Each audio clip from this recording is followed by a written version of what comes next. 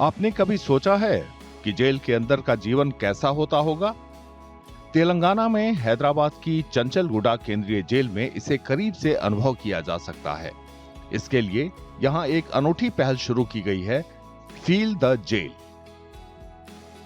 ये तेलंगाना जेल और सुधार सेवा विभाग की अपनी तरह की पहली पहल है, जो आम लोगों को अपनी मर्जी से 12 या 24 घंटे जेल में बिताने और कैदियों की दिनचर्या का पालन करने का मौका देती है।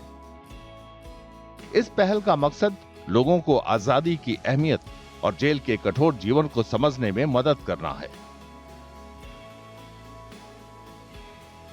We have an interesting concept of feel the jail. Here people can come and they can go through real life situation.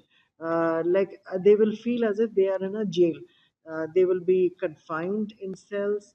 They will be given prison food, and the accommodation will be like as if they are in prisons. The routines in the jail will also be like that. So they will have a feeling that they are in jail. uh, you may ask, why are we doing this? Basically, we are doing it so that people, once they live in such places, they know how their freedom is curtailed. They will know the value of freedom. Many times we take it for granted. They will be away from social life, they will be away from cell phones, and they will be confined in a smaller space. अधिकारियों ने जेलों के इतिहास के बारे में बताने के लिए एक जेल संग्रहालय भी शुरू किया है। इसमें निजाम के समय से लेकर आधुनिक सुधारों तक की जानकारी दी गई है। संग्रहालय में तस्वीरों, इंस्टॉलेशन और कुछ प्रदर्शनियों के माध्यम से समय के साथ बदलती जेलें और सजा देने की प्रथाओं को सामने लाने की कोशिश की गई है। We have also got documents of registers and all which were maintained during Nizam's time, written in Urdu. So those manuscripts also we have preserved and we have showcased them in our museum.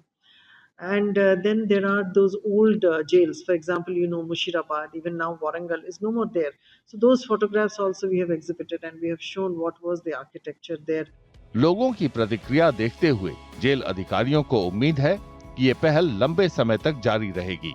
इससे जेलों की अवधारणा सिर्फ सजा के केंद्र के रूप में नहीं, बल्कि जागरूकता, शिक्षा और सुधार की जगहों की भी बनेगी।